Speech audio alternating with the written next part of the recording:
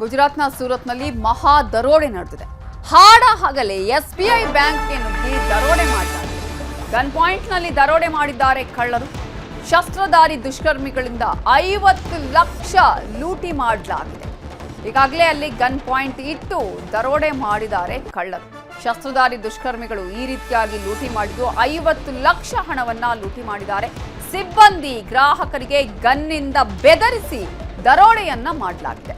ಒಂದೇ ತಿಂಗಳಲ್ಲಿ 3 ಬ್ಯಾಂಕ್ಗಳಲ್ಲಿ ದರೋಡೆಯನ್ನ ಮಾಡಿದ್ದಾರೆ. ಈಗಾಗಲೇ ಈ ಇತ್ತೀಚಿನ ದಿನಗಳಲ್ಲಿ ಬ್ಯಾಂಕ್ ದರೋಡೆ ಪ್ರಕರಣಗಳು ಜಾಸ್ತಿ ಆಗ್ತಾ ಇದೆ. ಅದರಲ್ಲೂ ಕೂಡ ಬ್ಯಾಂಕ್ನ ಸಿಬ್ಬಂದಿ ಆಗಿರ್ಬೋದು, ಅಲ್ಲಿದ್ದಂತಹ ಗ್ರಾಹಕರನ್ನ ಬೆದರಿಸಿ ಕಳ್ಳತನ ಮಾಡುವಂತಹ ಪ್ರಕರಣಗಳು ಜಾಸ್ತಿ ಆಗ್ತಾ ಇರೋದನ್ನ ನಾವು ನೋಡ್ತಾ ಇದ್ದೀವಿ. ಇಲ್ಲೂ ಕೂಡ ನೀವು ದೃಶ್ಯಗಳಲ್ಲಿ ಗಮನಿಸಬಹುದು. ಅಲ್ಲಿ ಗನ್ ಪಾಯಿಂಟ್ ಇಟ್ಟು ಎಲ್ಲರನ್ನ ಬೆದರಿಸಿ ಎಲ್ಲರೂ ಕೂಡ ಹೊರಗೆ ಹೋಗಿ ಅಂತ ಹೇಳಿ ಅವರು ಹಣವನ್ನ ಲೂಟಿ ಮಾಡಿದ್ದಾರೆ. ದರೋಡೆ ಮಾಡಿರೋದನ್ನ ಕೂಡ ನೀವು ಗಮನಿಸಬಹುದು. ಸಿಸಿಟಿವಿ ದೃಶ್ಯಾವಳಿಗಳಲ್ಲಿ ಇವೆಲ್ಲವೂ ಕೂಡ ಸೆರೆಯಾಗಿದೆ.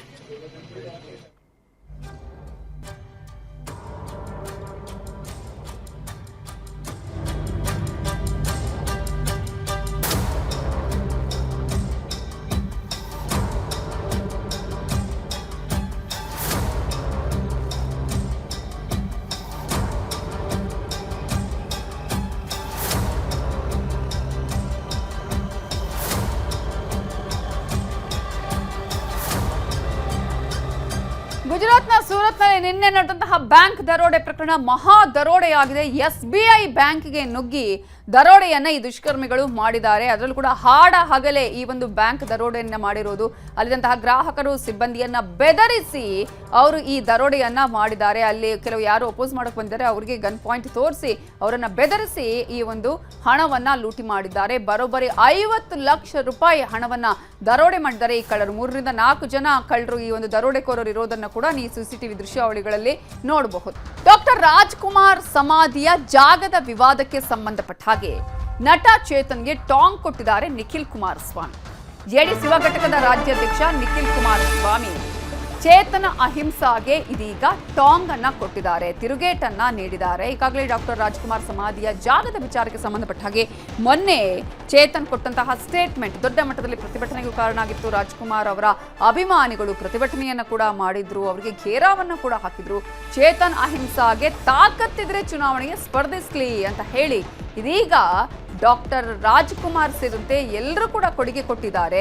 ಅಂಬರೀಷ್ ಅವರಿಗೂ ಕೂಡ ಸೂಕ್ತ ಗೌರವ ಸಿಕ್ಕಿದೆ. ಅದರಲ್ಲಿ ತಪ್ಪೇನು ಅನ್ನುವ ಪ್ರಶ್ನೆಯನ್ನ ನಿಖಿಲ್ ಕುಮಾರಸ್ವಾಮಿ ಅವರು ಮಾಡಿದ್ದಾರೆ. ತಾಕತ್ತಿದ್ರೆ ಯಾವುದಾದ್ರೂ ಒಂದು ಕ್ಷೇತ್ರದಲ್ಲಿ ಚುನಾವಣೆಗೆ ಸ್ಪರ್ಧಿಸ್ಲಿ ಅಂತ ಹೇಳಿ ಚೇತನ್ಗೆ ನಿಖಿಲ್ ಕುಮಾರಸ್ವಾಮಿ ಸವಾಲ್ ಹಾಕಿದ್ದಾರೆ.